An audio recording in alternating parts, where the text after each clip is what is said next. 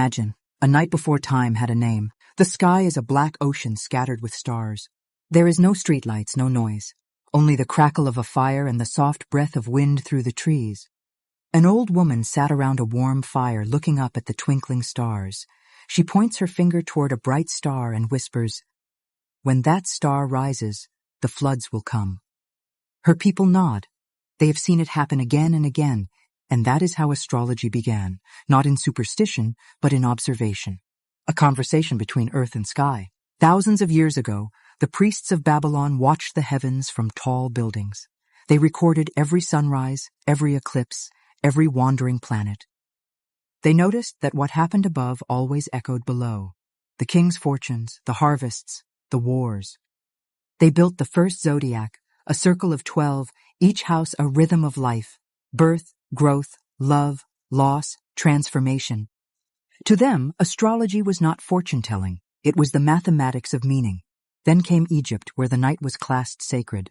The priests aligned temples so that starlight slid through stone corridors at the solstice, a beam of gold awakening the statues of gods. They watched the star Sirius rise just before dawn, a signal that the Nile would soon flood and bring life to the desert. Here, astrology was not a belief system. It was survival. The pharaohs ruled by celestial law, their crowns echoing the sun's disk, their tombs mapped to the stars. When the Greeks inherited the stars, they asked why, what, and when. Philosophers like Pythagoras, Plato, and later Aristotle believed the universe was music, planets moving in perfect ratios, a harmony too vast to hear. Astrology became philosophy, a mirror for the soul, showing how the same geometry that spins the cosmos also shapes the human mind. Rome turned astrology into perfect strategy. Generals carried star charts into battle. Emperors planned coronations by the moon. The great ones believed timing was everything, and the heavens provided the clock. But power breeds fear. The church rose, declaring the stars belonged only to God. To read them was blasphemy. Astrologers hid their scrolls in monasteries, encoded knowledge into symbols, and whispered the old truths through secret orders. The wisdom became underground, secret, but the stars kept shining. Centuries later, the Renaissance cracked the door open again. Astronomers like Kepler studied planetary motion, not to destroy astrology, but to understand it more clearly. He said, "The celestial harmony is not for prediction, but for praise."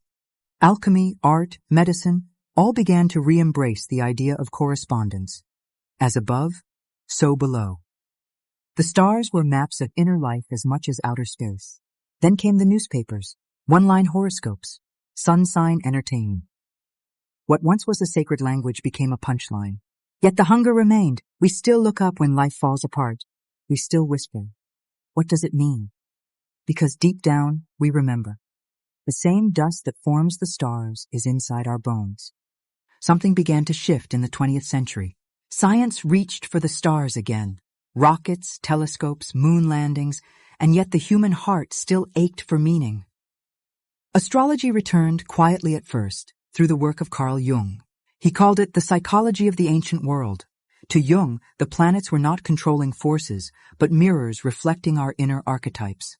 Mars for will, Venus for love, Saturn for discipline, Neptune for dreams. Once again, the heavens became a language of the soul.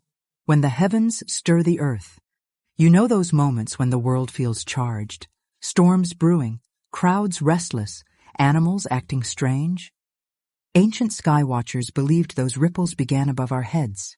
When comets blazed or planets aligned in unusual ways, the old scribes marked earthquakes, floods, even revolutions that followed.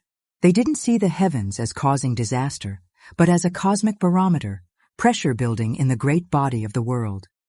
Chinese court astrologers kept earthquake records side by side with eclipse logs.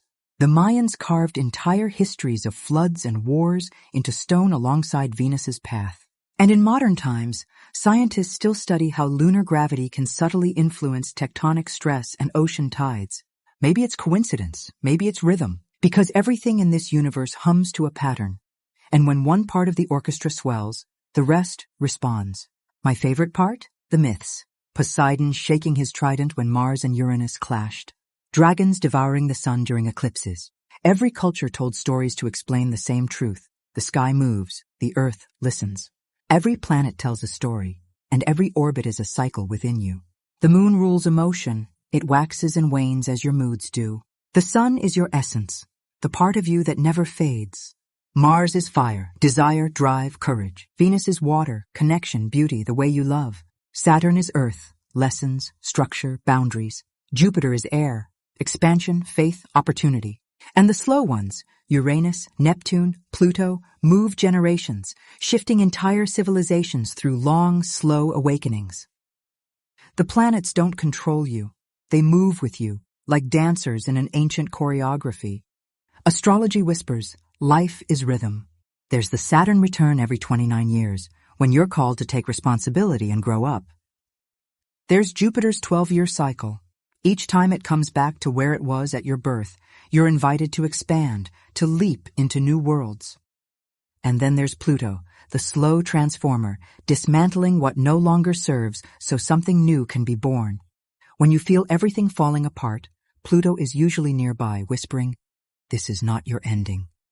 This is your rebirth." Everything that lives, breathes, and grows on Earth follows the same rhythm as the sky. The moon pulls the tides.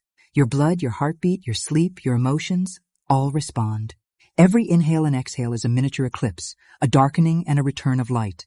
To study astrology is to remember that you and the universe are not separate. You are the sky condensed into human form. Rituals under the moon. Let me tell you a secret most history books skip. Before clocks and calendars, we told time by the moon. The Druids, the wise women, the farmers, they lived by their rhythm. When the new moon came, they gathered in quiet fields to set intentions for crops, love, and healing.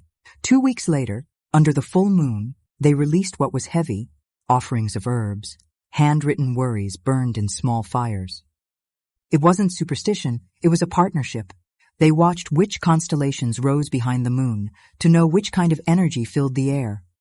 Aries for courage, Taurus for grounding, Libra for peace. Even occultists who studied in candlelit rooms weren't worshipping planets, they were studying timing. They knew each planet ruled an hour of the day, a flavor of energy. To them, aligning a ritual with Venus or Saturn was like choosing the right tide to set sail. Imagine that, living so in tune that you could feel when the sky inhaled and exhaled. That's what ritual once meant, relationship, not control. And maybe somewhere inside us, it still does. You don't need to memorize every chart or aspect. You just need to notice the patterns. When the new moon arrives, set intentions. When the full moon rises, release what no longer serves you. When Mercury retrograde comes, slow down. Don't fear it. When Saturn tightens his grip, learn the lesson, not the panic. Astrology becomes a spiritual compass, not telling you what to do, but helping you recognize where you already are. We were taught that life is linear, birth, work, and death. But astrology shows us that life is a spiral. You circle back to lessons, but each time from a higher view.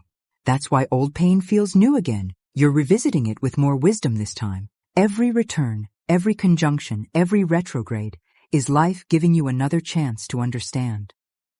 That's the gift of cycles. They don't trap you, they set you free.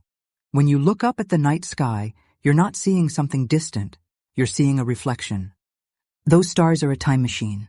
So when you say, "I feel lost," the universe whispers back, "Then look up. I've been leaving you breadcrumbs of light." Astrology isn't science versus faith, it's both. It's data married to mystery. It's the mathematics of wonder. And in that marriage lies something sacred. A recognition that we are not accidents, but participants in a living cosmos. The stars don't write your fate in ink. They write it in rhythm, waiting for you to dance. So, next time you gaze up, remember that the same constellations your ancestors watched still burn above you now. They mapped them not to escape life, but to understand it. Astrology's real purpose is not prediction. It's participation. It teaches you to move with the flow of time, to trust the seasons of your soul. Because when you do, you realize that destiny isn't something written for you. It's something written with you. And that's the truest magic of all. Don't forget to like and subscribe and leave a comment below.